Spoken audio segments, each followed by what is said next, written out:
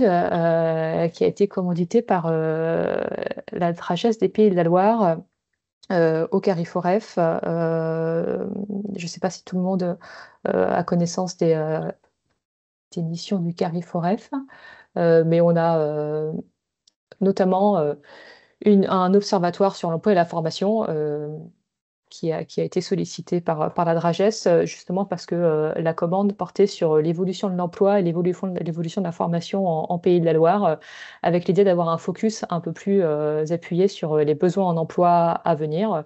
Ce travail a été l'occasion de mener un travail à la fois statistique, mais aussi plus qualitatif, puisqu'on a pu s'entretenir avec un certain nombre d'acteurs locaux euh, pour essayer d'avoir des éléments un peu plus quali sur l'évolution de l'emploi et des formations. Par ailleurs, alors, la commande a été faite un peu plus tôt, mais il s'est avéré que finalement, le temps de démarrer ce travail, on a été confronté aussi à un contexte de réforme des diplômes jeunesse et sport qui, évidemment, est ressorti durant ce travail, et on a pu avoir quelques éléments là-dessus. Euh, je vais d'abord vous présenter l'évolution de l'emploi et de la formation. On fera ensuite un petit point sur ce qu'on peut mesurer aujourd'hui sur les conditions d'emploi, la question des besoins en emploi, qui est une question qui vous intéresse, j'imagine tous. Et puis, on clôturera cette présentation à peu près d'une demi-heure par ce qu'on a pu recueillir en termes plus qualitatifs sur l'évolution de l'emploi, des emplois à venir et en fait ce que ça peut impacter sur l'évolution des diplômes. Concernant les effectifs en formation, ce qui est très net, c'est qu'on est sur des diplômes qui sont extrêmement attractifs et qui ont fortement évolué en région.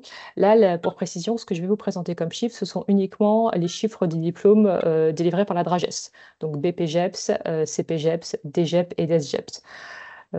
Et les chiffres là que je vous présente sont justement ceux de la Dragesse. Et on voit que depuis 2021, on a une accélération forte de la croissance des effectifs en formation avec une petite baisse en 2022, mais de nouveau une hausse en 2023.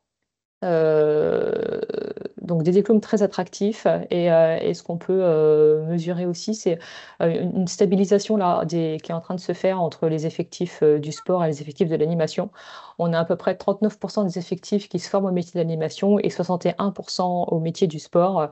Euh, et en termes de volume, là aussi, on peut voir que le BPGEPS éducateur sportif, à lui seul, représente près de 53% des effectifs. Donc, c'est vraiment euh, un volume extrêmement important. Dans le rapport, vous allez avoir le détail des évolutions pour chaque formation. Là, je ne vais pas avoir le temps de tout vous détailler, mais n'hésitez pas à vous reporter au rapport pour avoir des chiffres plus précis.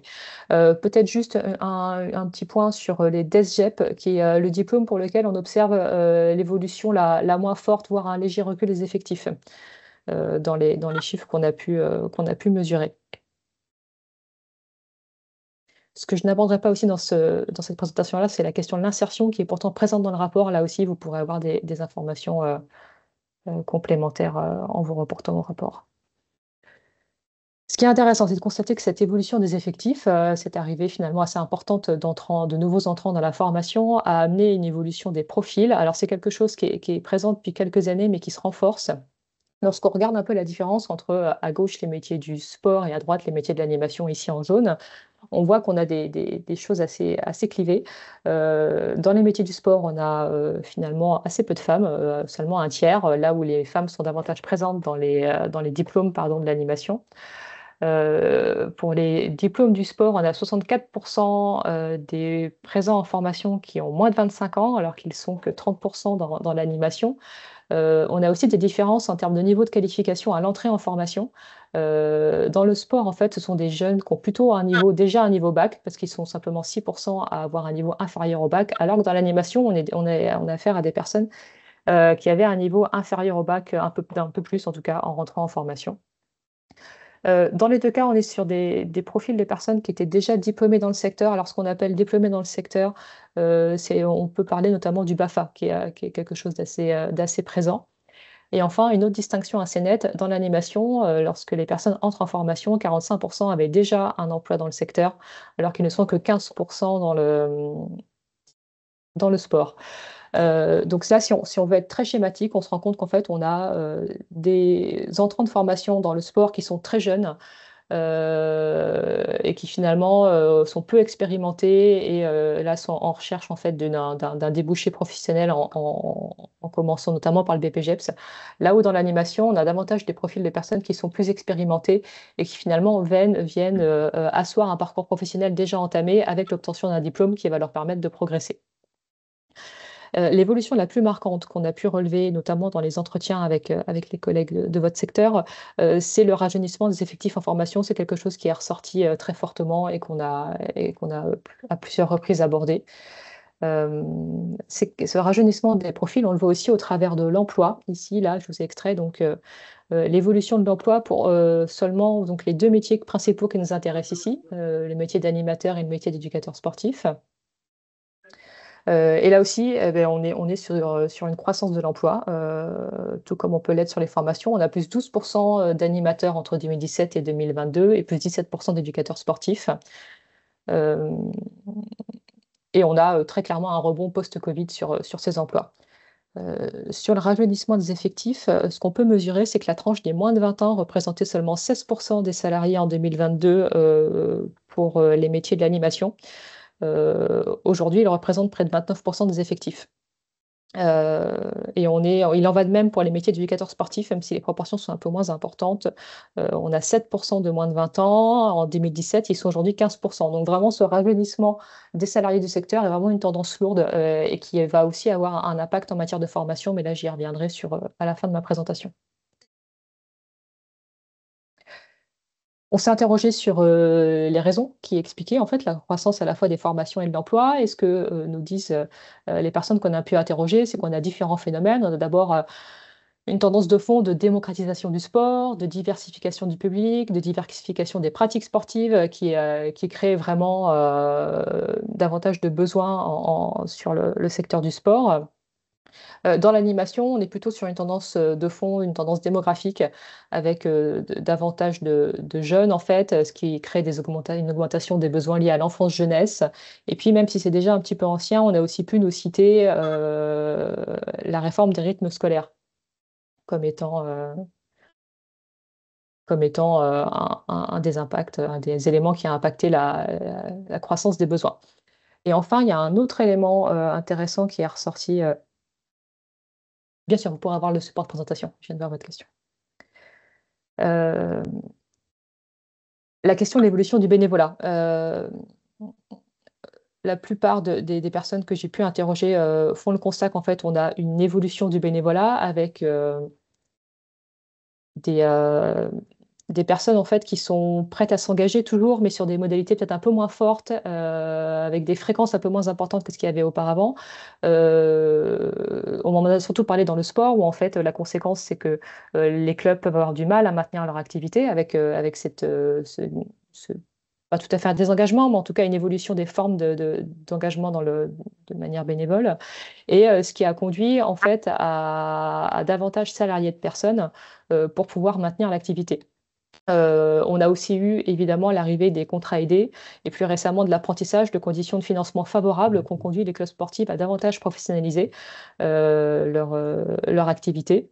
Et ça a conduit une des personnes que j'ai interrogées à avoir un regard finalement un peu critique sur cette évolution. C'est évidemment très positif pour l'évolution des activités de pouvoir avoir des professionnels davantage qualifiés en poste, mais on m'a aussi remonté qu'en professionnalisant les emplois sans former les dirigeants à leur rôle d'employeur et à la place des salariés vis-à-vis du bénévole, on a aussi créé des tensions dans le secteur qui ont pu compliquer les choses, notamment en termes de conditions de travail, avec des fonctions employeurs qui étaient parfois pas suffisamment poussées au vu de la croissance de l'emploi qui est arrivée dans le secteur, notamment dans le secteur sportif. Justement, ces conditions d'emploi, je vais y venir, ces conditions de travail. Le premier constat, c'est qu'on est sur des conditions de travail qui sont encore précaires. C'est un constat que vous partagez lorsqu'on vous interroge. Nous, dans les chiffres, ce qu'on peut mesurer, c'est que la part des CDI dans le sport ou dans l'animation sont bien en deçà de ce qu'on peut constater en moyenne en région. Là, sur les chiffres que je traite ici, la moyenne régionale est plutôt autour de 56% de postes en CDI, En 2022, pour les éducateurs sportifs, on est à 39% et dans l'animation, on est à 27%. Donc en effet, on est sur des conditions d'emploi qui sont beaucoup moins durables que ce qu'on peut observer ailleurs. On voit que la part des CDD est encore forte, 26% pour l'animation et 27% pour les éducateurs sportifs. Et on a une catégorie autre qui est en progression dans le type de contrat. Euh, Ça nous a créé quelques difficultés d'analyse. Dans cette catégorie haute, ce qu'on va trouver, c'est alors l'apprentissage qui en effet augmente, mais il n'explique pas toute la croissance de cette catégorie. On a le travail occasionnel, le travail temporaire, et puis on a aussi les contrats aidés, les contrats pro, et un élément que je pense assez explicatif, tout ce qui tourne autour des contrats publics. Ce qu'on nous remonte aussi dans les entretiens, c'est que Ouais. l'emploi public prend de plus en plus de place dans les métiers d'animation notamment, avec de plus en plus de communes qui prennent en régie directe les accueils collectifs de mineurs, et ça peut expliquer en fait la progression de cette catégorie autre. Alors ça veut dire que sur euh, le constat en fait d'emploi moins durable est peut-être un peu intemporisé, parce que dans cette catégorie-là, on peut peut-être avoir de l'emploi durable dans les collectivités, mais qu'on a du mal à approcher complètement. Un autre point qui alimente la question de ces conditions d'emploi plus précaires, c'est en fait la multi-activité. Alors là, on est sur des chiffres qu'on avait publiés en 2023. Ils sont un petit peu anciens, mais ils doivent rester toujours valables. Pour les métiers d'éducateur sportif, on avait comptabilisé que 57% des salariés ont plus d'un poste au cours de l'année. Ils sont 66% pour les métiers d'animation. Donc les personnes sont, alors j'allais dire contraintes, on n'en a pas l'assurance, mais c'est quand même souvent des conditions d'emploi plutôt subies, sont contraints d'avoir plusieurs postes dans l'année. Et dans le cas des éducateurs sportifs, 54% d'entre eux qui ont un poste principal en tant qu'éducateur sportif ont un autre poste dans le même secteur, alors qu'on voit que dans l'animation, ceux qui ont un poste principal dans l'animation sont seulement un tiers d'entre eux à avoir un autre poste de l'animation. Donc là, on peut supposer que dans l'animation, en fait, les personnes qui ont plusieurs contrats sont finalement contraintes d'avoir un autre emploi à côté, peut-être plus alimentaire, pour arriver à avoir des conditions de rémunération satisfaisantes pour eux. Donc ça alimente ce constat de précarité. Et puis, on a aussi un autre indicateur qui est celui du turnover. Là, c'est un chiffre qui ne figure pas dans le rapport que je vous ai extrait parce qu'on a pu avoir accès à une information plus récente. On peut regarder pour chaque métier si les personnes qui étaient présentes en janvier 2022 dans le métier le sont encore un an après, ici en janvier 2023. Et ça relativise un peu le constat de turnover qui est assez fort dans vos métiers, en fait, puisque pour le métier d'éducateur sportif, ils sont 73% à toujours être en emploi dans ce métier-là. Et ils sont un peu moins nombreux, ils sont 71% pour le métier d'animateur. Il faut savoir qu'en moyenne, en région, ce taux de rotation, là, il est de 74%. Donc, on n'est pas si éloigné euh, par rapport à ce qu'on peut me remonter en entretien, ou le sentiment collectif que vous avez, c'est qu'il y a beaucoup de changements dans les équipes. Ça peut s'expliquer aussi peut-être par le fait que sur un an, on peut avoir une certaine stabilité, mais que finalement, c'est sur la longueur des carrières que les changements peuvent peut-être intervenir le plus. Dans les entretiens que j'ai pu mener, ce qu'on me remontait, c'est que la vie professionnelle d'un éducateur sportif est estimée entre 5 et 7 ans. Dans le rapport, j'ai pu vous extraire quelques données, plus particulièrement sur le métier d'animation dans le social, où on s'aperçoit qu'au bout de 9 ans, on a seulement 15% des animateurs qui sont toujours en poste dans le social. Donc, ça nous amène quand même à dire qu'il y a en effet des changements de personnel qui sont assez importants, mais qui se produisent sur des échelles de temps qui sont finalement entre 5 et 8 ans, qui sont des échelles de temps à moyen terme, qui sont finalement peut-être un peu plus gérables que des départs subis d'une année sur l'autre.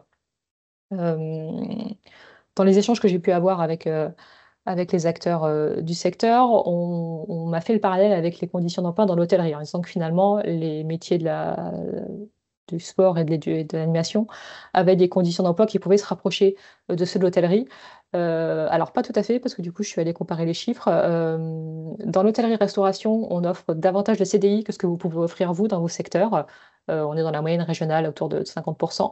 Par contre, lorsqu'on regarde cet indicateur sur la présence dans le même métier un an plus tard, dans l'hôtellerie-restauration, il n'y a que 50% des effectifs qui sont toujours en emploi dans le secteur après. Donc vous avez quand même une capacité de rétention des salariés qui est un peu plus importante, et des gens qui s'investissent un peu plus durablement. dans vos métiers. Et cette question, en fait, là, qu'on est en train de soulever, c'est la question des perspectives de carrière, qui est une question assez forte en termes de conditions de travail et en termes de maintien des effectifs. C'est un questionnement qui traverse pas mal d'entretiens que j'ai pu avoir et qui vous interroge sur comment donner des perspectives de carrière à vos salariés.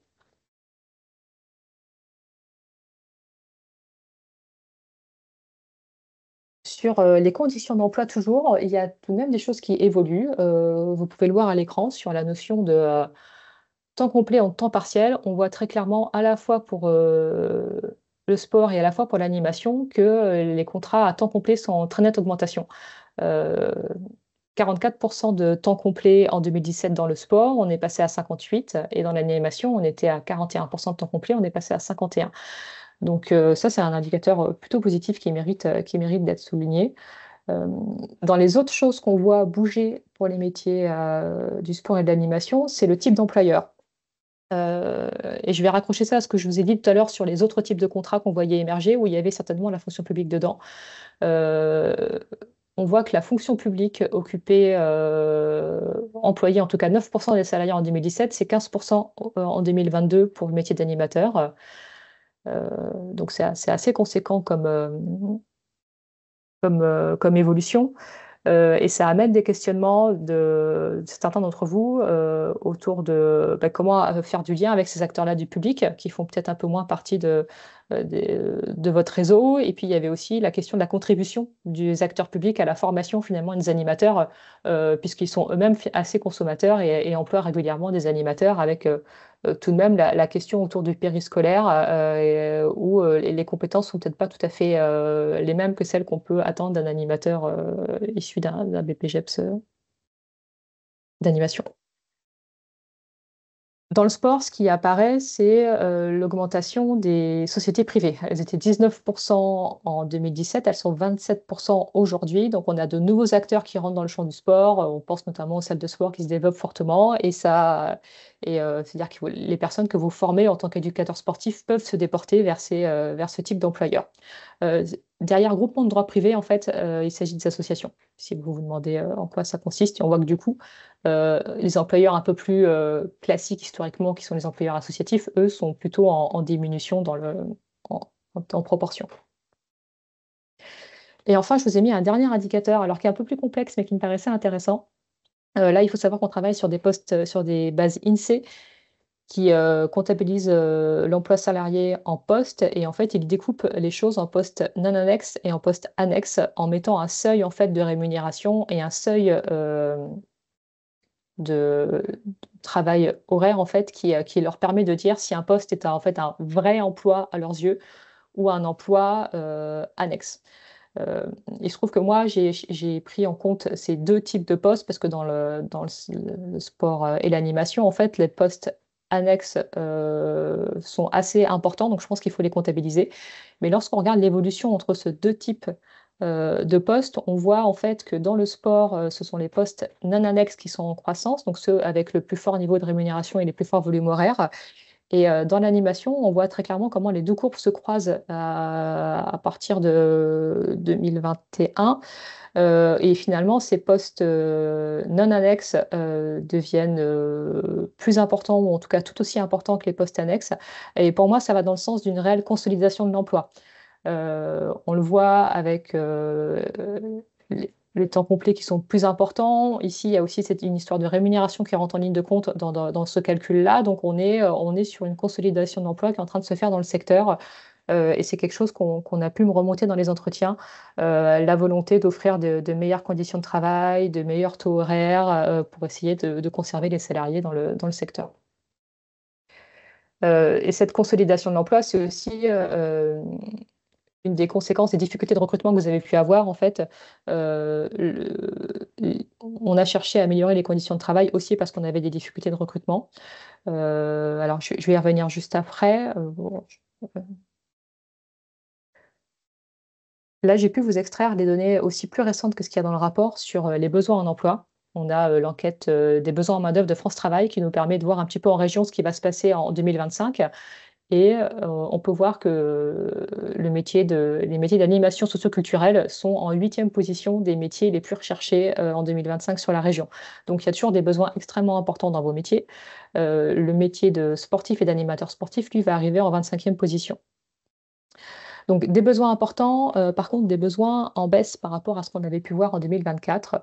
On a un peu plus de 4 400 projets de recrutement pour le métier d'animateur. C'est moins 10% par rapport à ce qu'on avait pu constater en 2024. Et on a plus de la moitié qui sont de l'emploi saisonnier. Pour le métier de sportif et d'animateur sportif, on a 1900 projets de recrutement. On est sur une baisse beaucoup plus forte de moins 26% par rapport à 2024. Et on a 71% d'emplois saisonniers. Il faut savoir que dans les métiers du sport, c'est la première année de baisse en fait sur les besoins en emploi, alors que dans l'animation, c'est la deuxième année consécutive où on enregistre une baisse. Hem, Là-dessus, moi, je manque un peu de vie pour interpréter ces évolutions. Vous aurez peut-être, vous, des éléments sur lesquels qu'on pourra partager ensuite sur comment interpréter cette baisse des besoins. Il faut quand même faire un petit peu attention dans l'interprétation parce qu'en regardant d'un peu plus près la nature des besoins, on s'aperçoit que dans l'animation, on a certes une baisse des besoins saisonniers, mais par contre, on a une augmentation des besoins permanents. Donc là aussi, ça va peut-être dans le sens de cette consolidation de l'emploi où finalement, on va peut-être moins recruter de saisonniers, mais un peu plus d'emplois permanents. Euh, Dans le sport, par contre, les besoins permanents sont en plus forte baisse que les emplois saisonniers. Je vous parlais de difficultés de recrutement. C'est un indicateur qu'on arrive à avoir dans des différentes enquêtes, en fait, et qui permettent euh, d'asseoir ce que vous pouvez nous dire en entretien. Oui, les difficultés de recrutement sont fortes dans les métiers. Elles étaient fortes en 2024 pour dans le métier d'animateur. Elles sont un peu en baisse en 2025. Les employeurs déclarent que euh, seulement, j'ai envie de dire, 49% des recrutements seront difficiles en 2025. Ça fait tout de même un recrutement sur deux. Et pour le métier d'animateur, d'éducateur sportif, par contre, on a un niveau de tension qui se maintient autour des 50%. Là aussi, en regardant un peu plus finement, dans l'animation, on s'aperçoit que sur les emplois permanents, on a un niveau de difficulté qui reste quand même élevé, autour des 60%. Donc, moins de difficultés à recruter des saisonniers, mais plus de difficultés à recruter des emplois permanents. Euh, Ce qui était marquant dans les entretiens que j'ai pu réaliser, et c'est ce qu'on a pu écrire dans l'étude, c'est que euh, les difficultés de recrutement sont importantes. Pour autant, elles ne sont pas tout à fait bloquantes pour vos activités. Et moi, la sensation que j'ai eue, c'est que finalement, vous êtes un secteur qui s'est adapté à la pénurie et qui de manière récurrente, en fait, a des difficultés de recrutement, mais arrive à trouver des solutions pour tout de même trouver du personnel. Lorsqu'on essaie de comprendre un peu à quoi sont dues ces difficultés de recrutement, on peut s'appuyer sur plusieurs choses. On a ici un travail de la DARES qui catégorise un petit peu les raisons de ces difficultés. Et dans vos métiers, ce qui est le plus marquant, c'est la non-durabilité des emplois, donc les CDD, l'intensité des embauches parce qu'on peut chercher beaucoup de monde au même moment, notamment sur l'emploi saisonnier, et puis la non-attractivité salariale. Alors là, on est sur des choses qui sont assez classiques, mais qu'on peut ici démontrer. Enfin, dans le sport, on a une physionomie un petit peu différente sur les tensions. Les conditions de travail contraignantes sont un peu plus présentes dans le sport que dans le métier d'animateur. Le manque de main-d'œuvre aussi est un peu plus présent pour le métier d'éducateur sportif. Et enfin, il y a quelque chose de très distinguant entre les deux métiers, c'est le lien emploi-formation, où d'après ces travaux, le lien emploi-formation, en fait, est un vrai problème pour les métiers d'éducateur sportif. Les personnes sur le marché du travail n'auraient pas les conditions de formation suffisantes, en tout cas, pour satisfaire les emplois. Euh, c'est des choses qu'on a pu retrouver dans les entretiens et c'est aussi des choses que vous pouvez retrouver dans les enquêtes qu'on a pu consulter d'Exopé ou de l'AFDAS qui également travaillent sur les difficultés de recrutement et qui remontent ce même type de problématiques. Euh, Dans le sport aussi, il y a des choses qui me paraissent intéressantes qui ont pu émerger autour des difficultés de recrutement. C'est finalement des attentes qui sont assez élevées en matière de recrutement, des exigences pardon, élevées notamment en matière d'encadrement sportif, où les clubs et les employeurs sont en attente de gens qui soient vraiment très bons sur l'aspect sportif, qui soient autonomes, qui aient une certaine expérience. Or, on l'a vu, les profils sont plutôt en train de se rajeunir. Les sortants de formation sont des personnes plus jeunes, moins expérimentées, et qui du coup ne collent pas parfaitement avec les besoins des employeurs. Et on a aussi une tension dans les recrutements entre des attentes sur un profil compétition et encadrement sportif pour les compétitions et un profil plus loisir dans les clubs de sport. Et finalement, il y a une difficulté à trouver des personnes qui puissent répondre à ces deux critères qui demandent pourtant des compétences assez différentes. Et enfin, il y a des compétences réglementaires qui pèsent sur les clubs.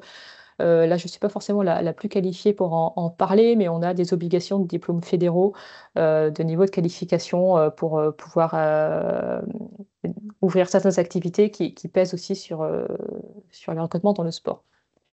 Ce que je voulais vous dire aussi en matière de recrutement, c'est qu'on a pu me citer des, des tensions plus particulières sur le métier de maître nageur qui est revenu à plusieurs reprises. Dans le sport, les métiers de tout ce qui est bien-être, fitness, qui sembleraient aussi plus en tension. Dans l'animation, on m'a parlé des difficultés qu'il y a dans le périscolaire à arriver à attirer des personnes dans ces activités-là qui sont considérées comme moins attractives et pour lesquelles on a plus de difficultés. Et enfin, il y a un point important pour le secteur, c'est les difficultés de recrutement sur les fonctions de direction, notamment de direction des plus grosses structures où vous semblez rencontrer des difficultés très fortes sur ces postes-là, qui sont pourtant des postes structurants pour l'ensemble du secteur. Donc c'est une vraie problématique qui a été soulevée là-dessus. Et enfin, je voulais clôturer sur les difficultés de recrutement par une phrase qui m'a été dite par une personne d'entretien qui m'a dit que quand même ces difficultés de recrutement amènent à faire évoluer vos critères de choix et me disait par exemple dans l'animation qu'on n'aurait pas pris ces gens-là il y a 10 ans. Donc le secteur a quand même été peut-être conduit à réduire un peu ses exigences pour pouvoir continuer à pouvoir faire tourner son activité.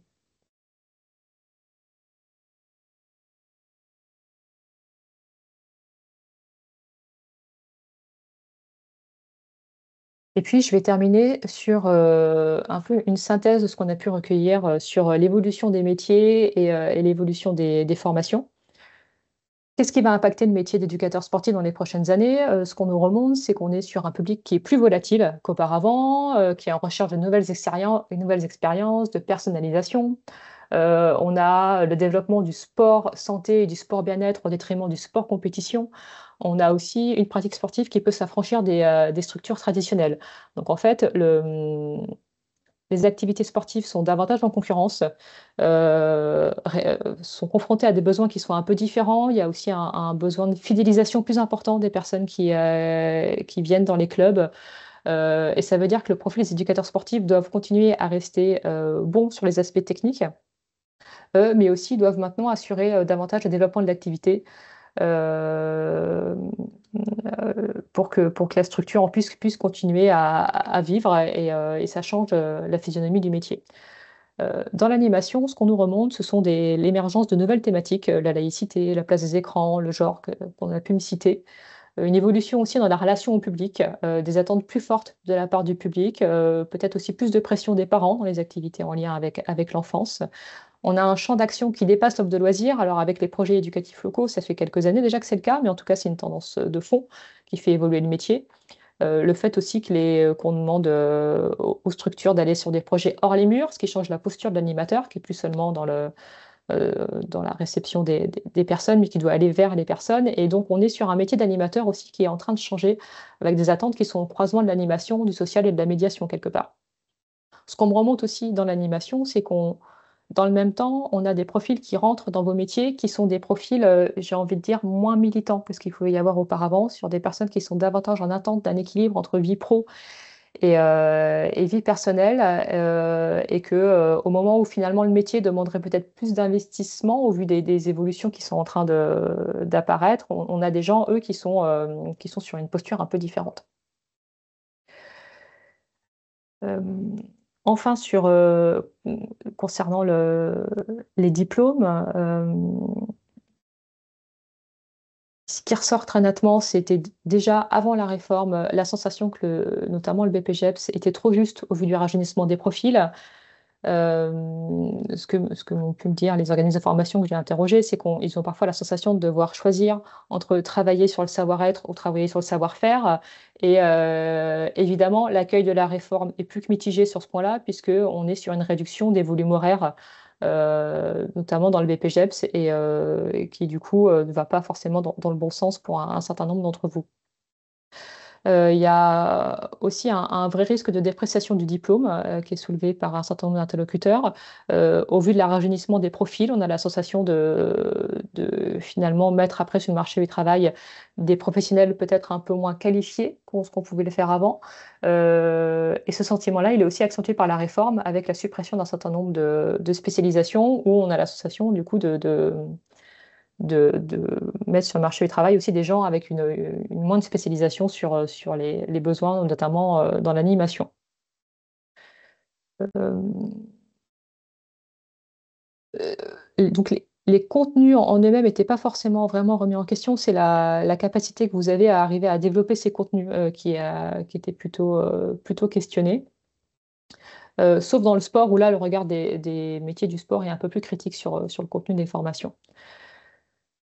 Euh, ce qu'on peut dire au regard de ce qui se passe dans la réforme, c'est qu'on est clairement sur le soutien d'une forme de polyvalence dans le métier. Alors, par rapport à ce qu'on vient de soulever dans les métiers du sport, avec la nécessité d'assurer davantage le développement de l'activité, la communication, le développement de projets. Donc, la réforme soutient cet axe-là, mais au risque d'avoir un peu de perte qualitative sur les aspects sportifs. Euh, Et puis, il y avait quelques points aussi qui sont ressortis sur le DGEPS et le DESGEPS, où vous avez été plusieurs à souligner l'importance de ces diplômes pour continuer à structurer la filière et à développer les activités. Or, on voit que ce sont des diplômes qui sont un petit peu moins attractifs que les autres. Et puis, il y avait un questionnement, notamment au niveau de la réforme, mais depuis, la question a été réglée, mais en tout cas sur le niveau auquel on souhaitait faire sortir ces diplômes-là, niveau 6 ou niveau 7. Il y a, je crois, des interrogations chez vous sur comment on forme au métier de direction pour avoir des personnes qui sont en capacité de prendre en charge les plus grosses structures dans votre domaine. Voilà ce que je pouvais vous dire sur l'étude qu'on a pu réaliser en toute fin d'année dernière. Ça fait déjà quelques mois. Je vous invite à continuer à consulter l'offre de pro du Carrefour F qui vient de sortir là pour le prochain semestre où vous pourrez trouver d'autres webinaires auxquels assister. Et je vous souhaite une très bonne fin de journée.